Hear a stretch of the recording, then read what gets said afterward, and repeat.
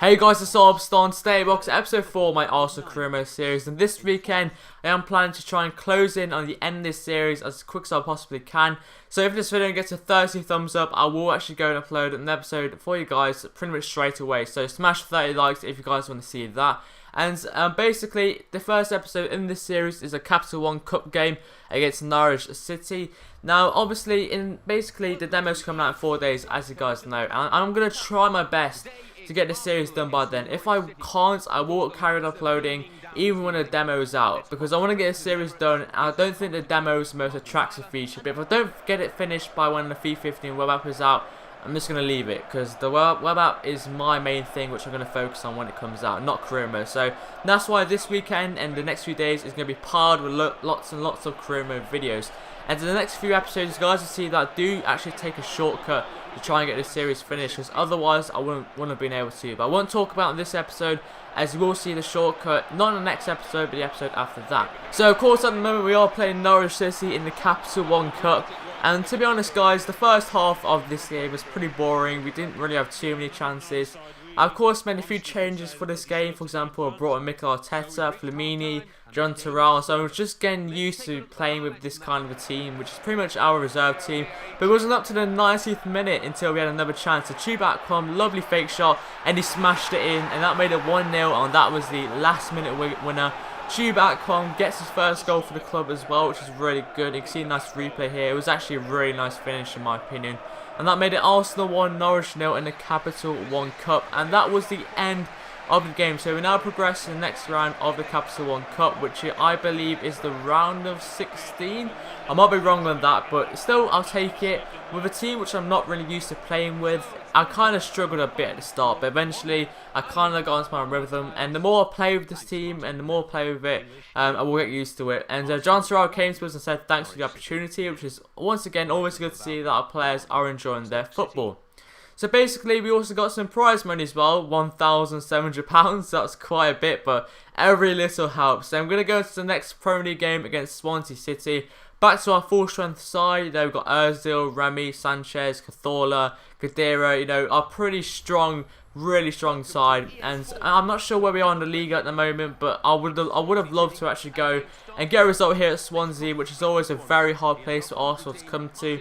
In past results, we haven't really done too well at the Liberty Stadium. Normally we lose. I think we might have won a few times, but it's quite a hard pecking ground for us. And you guys can see we are currently sitting in 4th place, which is not where we want to be. We want to be at the top of the table. And Swansea City's side is, once again, always pretty dangerous, especially Wilfred Boney, who we were linked with in the January transfer window, which we didn't go for, unfortunately. But Swansea had the first chance, but it was headed wide, so no real problems there. In the 30th minute, Sanchez was going down the wing. He crossed it in, and Ozil was just there at the back post to volley it in. And that made it Arsenal 1, Swansea 0 in the 38th minute. So yeah, good start, good lead, and I was really happy with that. You can see a lovely, nice little volley from Mesut Ozil. I think that's his first goal as well. I'm not sure though, but that was the end of the half. Overall, it was kind of a boring half, but we did manage to get ourselves in front, so I was very happy with that. And the more boring it is, the more better, as long as it stays 1-0 to us. That's really what I care about. I only care about the 3 points in this game, but I was hoping in the second half that we could maybe notch another goal. And Sanchez was running through, and he's not going to miss a chance like that. And that did make it also 2, Swansea 0 in the 60th minute. So we do in fact now have that 2-goal cushion in the 60th minute, which I was really happy with, and it would take an absolute disaster for us to muck this up right now. So I decided to bring on Joel Campbell for Santa Cazorla, and also Wilshere for Ozil, as their fitness levels were not really too well. And eventually I do actually go and decide to bring on Walcott for Alexis Sanchez. And we're in the 69th minute now. Lovely over top ball to Lloyd Remy by Wilshere, but for some reason he missed it. Quite annoying, because Remy sometimes is quite inconsistent, but I do like him as a player. And that made it 2-0 Arsenal, and that was how the game ended basically. Arsenal 2, Swansea 0, so that's the 3 points wrapped up in the bag, which is pretty good. So 2 wins in this episode. So we are now going to go into a squad report. So if you guys are unaware, squad reports should be shown at the start of every single month along with the league table, and that's what I'm going to stick with all my career mode series from now on. So looking at the progression on my first team, some players are progressing quite well, for example Ozil and Alexis Sanchez. Others aren't going too well, for example Santa Cazorla or Mertesacker, which is kind of to be expected, I would say, because they are edging on 30, and for some reason players don't grow over 30 years old in FIFA, which is really annoying. And also our young players, for example Miyachi, Bellerin, those sort of players, Oxlade-Chamberlain, are progressing very well as well, which is always good to see that our youth team, our youth players are progressing. And we are second in the table behind Chelsea, so it's been an alright start. I kind of haven't played as well as I kind of wanted to, but I am trying to adjust to Legendary from World Class, and what I found out is that Legendary, you have to be a lot patient, you have to concentrate for the whole game, which can sometimes be quite frustrating. But we're going to go into the last game for this episode against West Brom at the Hawthorns, or as they call it here, Stade Municipal. Hopefully, I was hoping to win this game because we could, win 3 games in this episode. That would have been fantastic. But the Hawthorns is a very hard place to come. Last season we did draw 1-1 against West Brom, so I was hoping for a different result here. And I came up with my 4-strength team once again, and looking at West Brom's team, they have Sessegnon, which is of course their danger man as far as I'm concerned. Last time he played against us at the Hawthorns, he was a really good player, and they started off a great chance.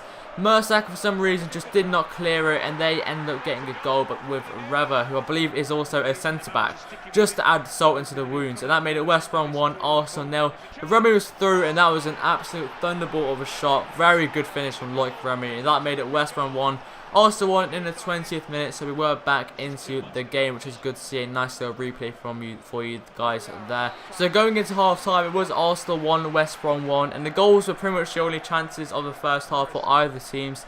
In the 52nd minute, Amalfitano was down that right wing.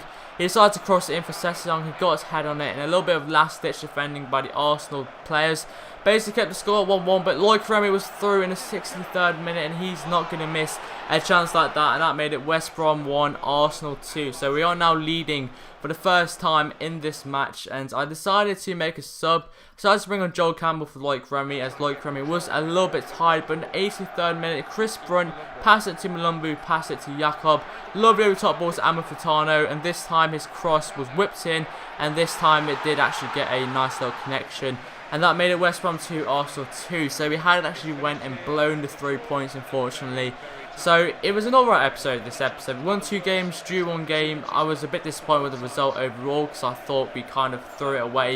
And I think we could have got the 3 points. But, at least we didn't lose, I guess you could say. But hopefully you guys have enjoyed this episode. Would appreciate 30 thumbs up on this episode for another upload later on today. So yeah, drop a like, subscribe to help start. And I will see you guys in the next video. Yep, see you guys.